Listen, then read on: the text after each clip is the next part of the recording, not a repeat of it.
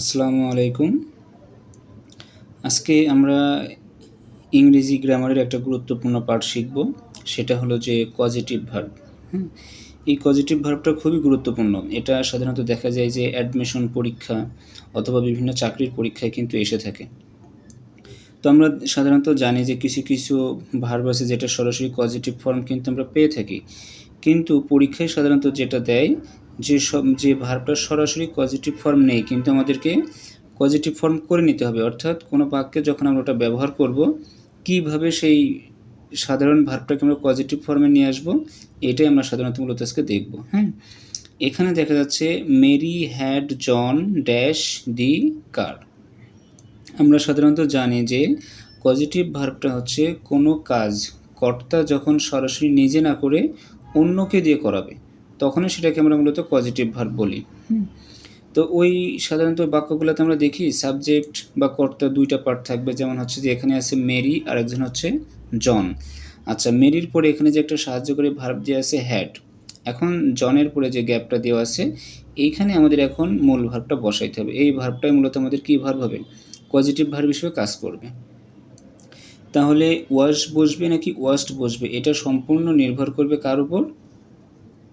আমাদের এই যে জন, এখানে জন হচ্ছে কি একটা ব্যক্তি।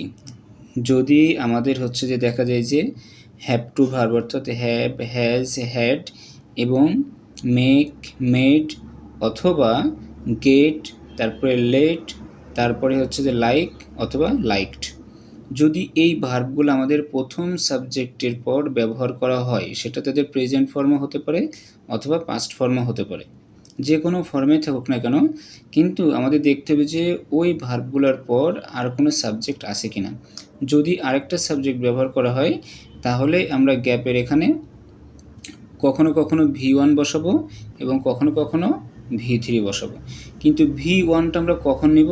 যখন দেখব যে এই যে আমাদের এখানে যে হ্যাডটা আছে, হ্যাডের পর যদি আমাদের এখানে যদি কোনো ব্যক্তি থাকে, অর্থাৎ কোনো ব্যক্তির নাম সরাসরি উল্লেখ থাকে অথবা কোনো ব্যক্তির প্রোনাউন থাকে অথবা তাদের অবজেক্টিভ ফর্ম অথবা পজিটিভ ফর্ম, যেটাই থাকুক না কেন, যদি এখানে ব্যক্তি বা পার্সোনাল কোনো প্রোনাউনকে নির্দেশ করা হয়, তাহলে এইখানে আমরা সব সময় কী নেব?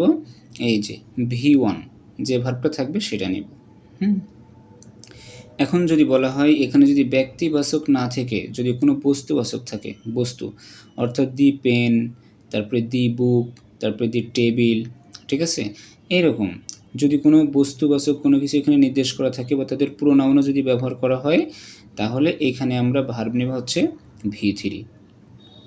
এটাই মূলত এখানে হচ্ছে যে এই কথাটা মনে রাখলে মূলত যতগুলো পজিটিভ ভার্বের প্রশ্ন আমাদের আসবে সবগুলো আমরা পারবো। সাধারণত এটা কিন্তু রাইট ফর্ম ভার্ব আকারের মধ্যেই দেয়।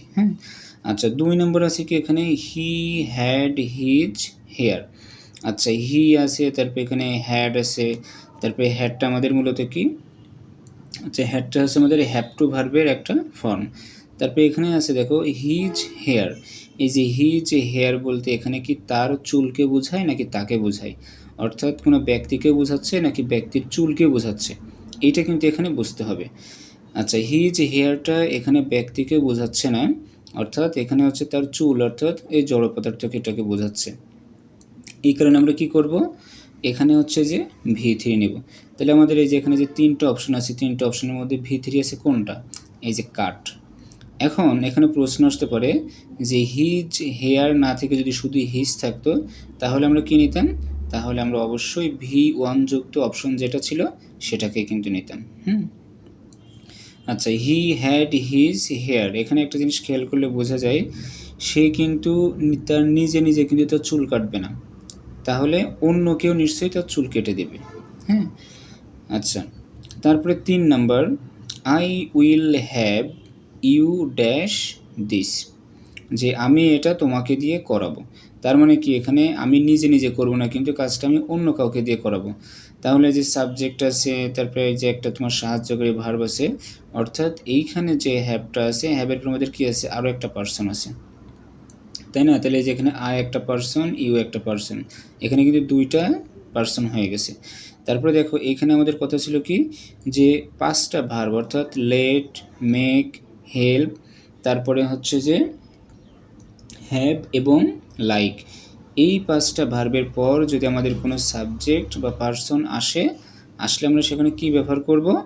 এই যে এখানে আমাদের যদি কোনো ব্যক্তি থাকে তাহলে আমরা কী করব? V1 নেব। আর যদি এখানে বস্তুকে নির্দেশ করতো তাহলে এখানে V3 নিতাম।